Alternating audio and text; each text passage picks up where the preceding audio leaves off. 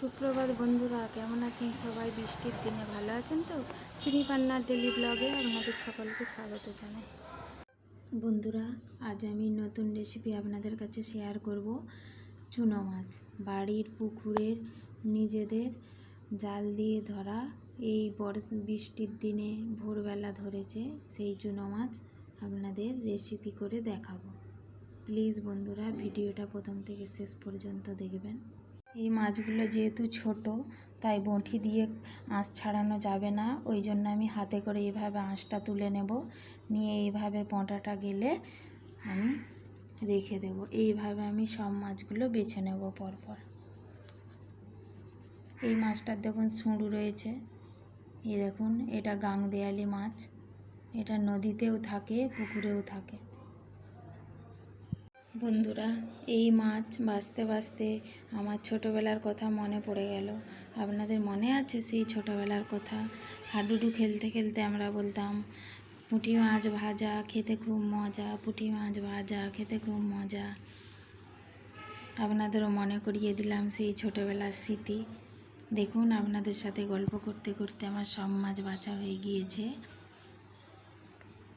এটা হচ্ছে চাঁদা মাছ। দেখুন, এইভাবে আমি সব মাছগুলো বেছে নেব। দেখুন বন্ধুরা, যেমন পাঁচমিশালি সবজি হয় তেমনই আমি আজকে বেছে নিলাম পাঁচমিশালি চুনো মাছ।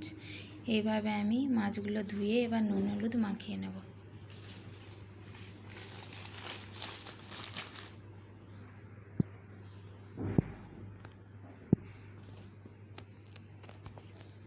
দেখুন বন্ধুরা, তেলটা গরম হয়ে গিয়েছে। এবার আমি মাছগুলো দিয়ে দেব।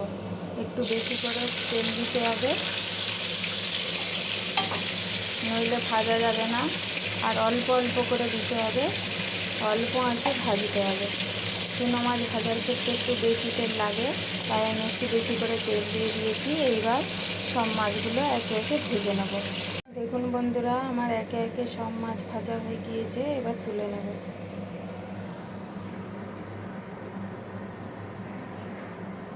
দেখুন বন্ধুরা, ওই মাছ ভাজার তেলের মধ্যে দিয়ে দিলাম কালো জিরে ও পেঁয়াজ, টমেটো কুচি দিয়ে ভালোভাবে কষিয়ে নেব। এইবার দিয়ে দেবো আদা রসুন পেস্ট।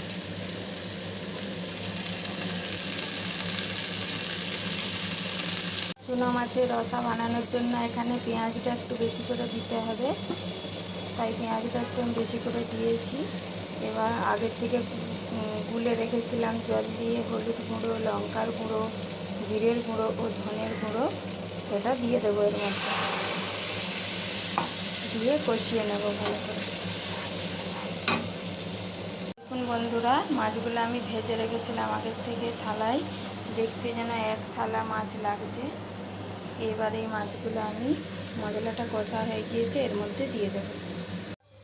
বন্ধুরা, পাঁচমিশালি রেসিপি চুনো মাছের রসা আমার তৈরি হয়ে গিয়েছে। দেখুন কেমন হয়েছে, একদম অসাধারণ। যদি ভিডিওটা দেখে আপনাদের ভালো লাগে, লাইক ও কমেন্ট করতে ভুলবেন না যেন প্লিজ।